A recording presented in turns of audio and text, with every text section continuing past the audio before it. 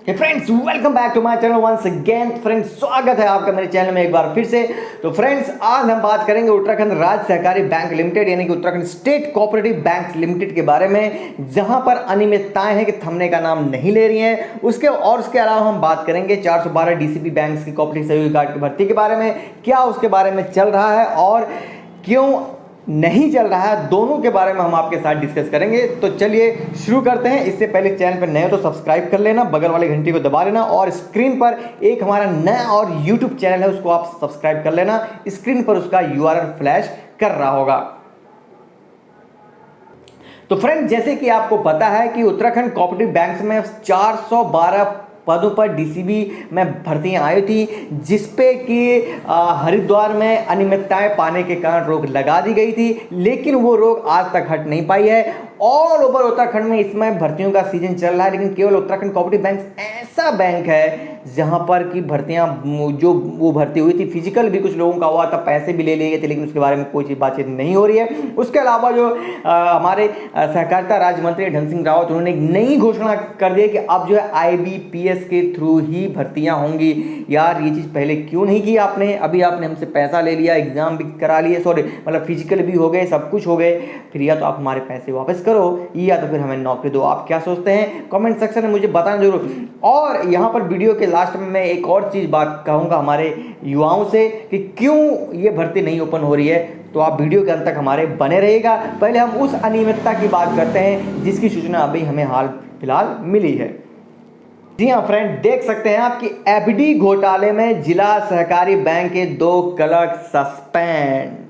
तो कितनी बड़ी ब्रेकिंग न्यूज है, आप इसको देख सकते हैं कि एफडी घोटाले में जिला सहकारी बैंक के 2 क्लर्क सस्पेंड हो गए। तो सोचिए, जब पैसे देकर और बिना एग्जाम करा के सब बैकडोर से अगर भर्तियां होंगी तो क्या हो सकता है आपके हमारे पैसों के साथ और हमारे राज्य के भविष्य के साथ कैसे लोग खिलवाड़ कर सकते हैं, इसके बारे में हम यहाँ पे डिटेल में चर्चा करेंगे। तो आप देख सकते हैं ये है कहाँ पर, जिला सहकारी बैंक मझोला शाखा में करोड़ों की एफडी और आरडी की घोटाला हो गई, जिसमें कि बैंक मैनेजर भी शामिल थे। सोचिए, और इसीलिए हरिद्वार की जो भर्ती पोस्टपोन हुई थी उसमें भी ऐसी बैंक मैनेजर का नाम आने की पूरी संभावना व्यक्त की जा रही थी। उसके अलावा आप देख सकते हैं, उसके अलावा जो 2 क्लर्क हैं उनको भी सस्पेंड कर दिया। मामले के मुख्य आरोपी तत्कालीन शाखा के जो मैनेजर थे मोहम्मद शकील की पहले ही मौत हो चुकी है। तो सोचिए, इतनी बड़ी घोटाला करने के बाद आदमी चला जाता है, लेकिन फिर भी उसके बारे में कुछ नहीं होता है। सोचिए, इतना बड़े अगर उच्च लेवल के अधिकारी अगर इस तरह के काम करेंगे, तो सोचिए कि उस संगठन में, उस ऑर्गेनाइजेशन में अनियमितता और घूसखोरी और घोटाले किस तरह से जड़ अंदर तक है, आप इसका अंदाज़ा लगा सकते हैं। तो आगे देख सकते हैं। अब ये आगे की वीडियो में हम आपको बताएंगे कि किस तरह से ये घोटाले होते थे और जनता के पैसों का किस तरह से दुरुपयोग किया जाता था उत्तराखंड में। देखिए कि अब तो उनके जो एक्सपायर हो चुके हैं उनके पीएफ और उनके जो है उसको डीसीबी के जो उप महा मैनेजर है, जीएम है, उन्होंने रोक लगा दी है। लेकिन इसका क्या फ़ायदा, अगर आपने सही समय पर सही डिसीजन ले लिया होता तो फिर ये बातें यहाँ तक तो उठती ही नहीं। तो आप देख सकते हैं उधम सिंह नगर के सीमांत क्षेत्र में उपभोक्ताओं की सुविधा के लिए पीलीभीत जिले से लगे मझोला में वर्ष 2018 में डीसीबी की शाखा खोली गई थी, जिसमें मोहम्मद शकील को मैनेजर के तौर पर भेजा गया था। लेकिन इसी बीच शकील बैंक से फिक्स डिपॉजिट के सर्टिफिकेट और पासबुक उठाकर अपने घर ले गए।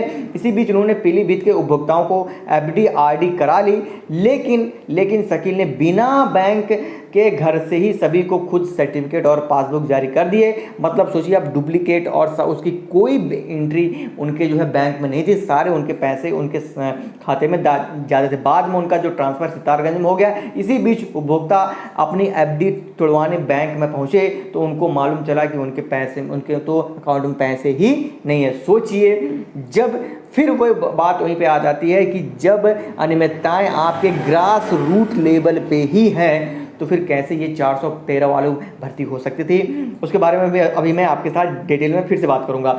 तो आप देख सकते हैं ये जो योगेंद्र सिंह रावत कार्यवाहक अध्यक्ष डीसीबी यूएस नगर है, उन्होंने कहा कि करीब 1.5 करोड़ का घोटाला है।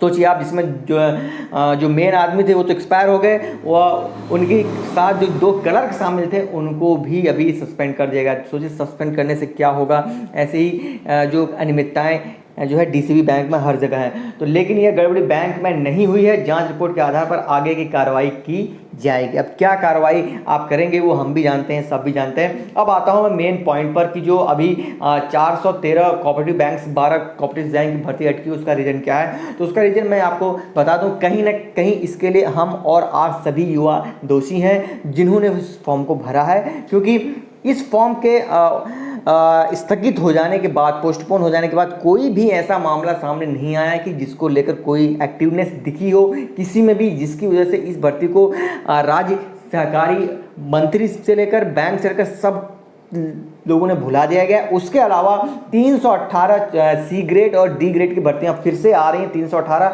और जिनके आने की उम्मीद इस ईयर के एंड तक है, और वो सारी भर्तियां होंगी आपके आईबीपीएस के थ्रू से। तो आप रह जाओगे ऐसे ही, आपके पैसे ऐसे ही चले जाएंगे सरकार के कोटे में। उसका कहीं ना कहीं दोष होगा। अगर गवर्नमेंट ऑफ उत्तराखंड है, सहकारिता राज्य मंत्री है, तो इसके पीछे हम और आप भी दोषी हैं, क्योंकि हम और आप लोगों ने इसके बारे में कोई जोश ही नहीं दिखाया। मतलब जिस टाइम पे हमें जब ये भर्ती पोस्टपोन हो, जिस तभी उग्र आंदोलन करना चाहिए। तो उसके बाद हम लोगों ने भी, और हमारे कुछ दोस्त हैं उन्होंने भी मिलकर एक आंदोलन जारी किया था। आंदोलन तो नहीं, एक एफर्ट जारी हुआ था हम लोगों की तरफ से। लेकिन हम जब सभी ने, हम लोगों ने देखा कि नहीं, यहाँ का तो युवा सोया हुआ है, इसको बस ये दूसरे के कंधे पर बंदूक रखना ही आता है, तो फिर क्या होगा भाई, हाल यही होने वाला है। आपके पैसे भी जाएंगे, समय भी जाएगा, वक्त भी जाएगा, सब कुछ जाएगा, और फिर अंत में आपको ऐसे बाहर निकाल दिया जाएगा कि आपको पता ही नहीं चलेगा। और सोचिए, एफडी घोटाले में करोड़ों रुपये, यानी कि 1.5 करोड़ रुपये का एक घोटाला हुआ, इसमें क्लर्क से लेकर मैनेजर से लेकर जीएम तक शामिल हैं। तो सोचिए वहाँ पर किस प्रकार की अनियमितताएं बरती जाती हैं। तो अभी भी समय है,